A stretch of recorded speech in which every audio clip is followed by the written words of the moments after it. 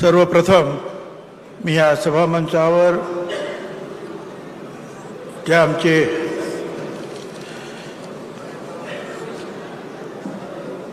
या महाराष्ट्राचे नवे देशाचे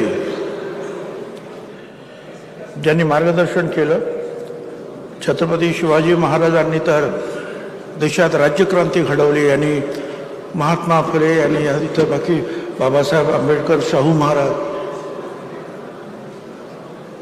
यशवंतरावजी यांनी समाजक्रांती घडवली.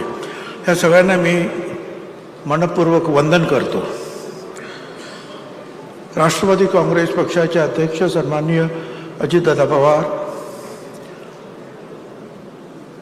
कार्याध्यक्ष प्रफुल्लभाई पटेल, प्रांताध्यक्ष सुनील तटकरे, आमचे सर्व सहकारी मंत्री, सहकारी नेते, सर्व माझ्या बांधवांनो आणि भगिनींनो, हे आता हे जे शिबिर, चिंतन शिबिर जे होत आहे ते आता एका विशिष्ट परिस्थितीत होत आहे. थोड्याच दिवसामध्ये आपल्याला जिल्हा परिषदेच्या निवडणुका, पंचायत समितीच्या निवडणुका, नगरपालिकेच्या निवडणुका, महानगरपालिकेच्या निवडणुका, या सगळ्या निवडणुकांना सामोरं जायचं आहे. आणि मग या पार्श्वभूमीवर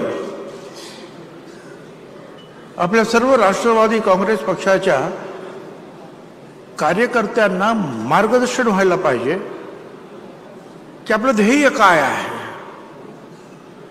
आपण ह्या निवडणुकांना समोर जात असताना, त्यांना सामोरं जात असताना आपण कुठले मुद्दे घेऊन जाणार आहोत. हे तर आपण नेहमीच सांगितलेलं की आम्ही महात्मा फुले, शाहू आंबेडकर यांच्या मार्गाने आमचा हा पक्ष जातो आहे. पण राज्याच्या कल्याणासाठी, जिल्ह्याच्या कल्याणासाठी किंवा एखाद्या मोठ्या शहराच्या कल्याणासाठी ज्या वेळेला आम्ही निवडणुकीला उतरू त्यावेळेला आपल्या कार्यकर्त्यांची तयारी असली पाहिजे की काय बोलायला पाहिजे. आपण कुठलाही जो मुद्दा पक्षाच्या आणि तुमच्या फायद्याचा असेल तिकडे जास्त लक्ष दिलं पाहिजे. नुकसानीचे मुद्दे असतील तर ते थोडे बाजूला ठेवले पाहिजे.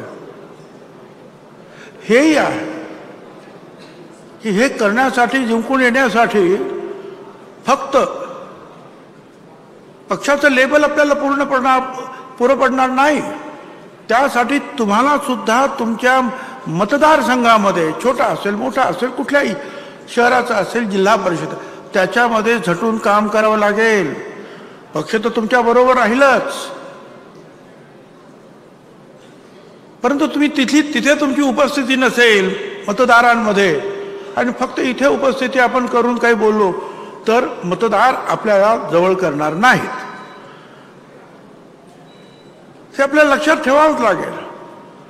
मागच्या वेळेला सुद्धा चांगले, ठीक आहे, मागच्या लोकसभेमध्ये आपल्याला थोडा बऱ्याचपैकी आपण बॅकफूटवर गेलो, पण ताबडतोब आपण सावरलो. विधानसभेत चांगल्या संख्येने आमदार निवडून आले महायुतीचे आणि आपण सरकार बनवलं. चांगले उत्तम निर्णय घेतले. त्या विभागातले निर्णय आपल्याला माहिती असले पाहिजेत, जिल्ह्याचे निर्णय माहिती असले पाहिजेत, राज्याचे सार्वत्रिक निर्णय काय आहेत ते माहिती असले पाहिजे. जो टीका करतायत त्यांना आपल्याला उत्तर काय द्यायचं ते माहिती असलं पाहिजे. घाबरून, नाराज होऊन हल्ले तर होणार, हल्ल्याला घाबरून जे आहे आपल्याला मागे हटता येणार नाही. लोकशाहीत वामनदादा कर्डक यांनी म्हटलं होतं, हल्ल्यावरती होती हल्ले, अभंग मुचे बाले किल्ले, असाच ताठर माथा आमचा जरा न खाली लवे, तुफान वारा पाऊस धारा मुळीच ना आम्हा शिवे, तुफानातले दिवे रे आम्ही, तुफानातले दिवे. या तुफानातल्या दिव्यातून आपल्याला राष्ट्रवादी काँग्रेस पक्षाला पुढे न्यायचं आहे. आणि त्यासाठी आणखी तुम्हाला सांगतो, परिंदे रुक मत, परिंदे रुक मत, तुझमें अभी जान बाकी है, मंजिल दूर है, बहुत उड़ान बाकी है, आज या कल मुट्ठी में होगी दुनिया, लक्ष्य पर अगर तेरा ध्यान बाकी है।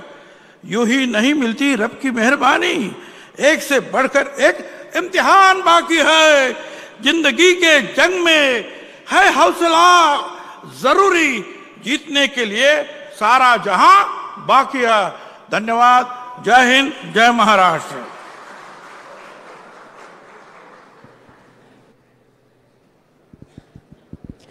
मनपूर्वक धन्यवाद। आणि यानंतर मार्गदर्शनासाठी मी मंचावर आमंत्रित करते सन्माननीय खासदार आणि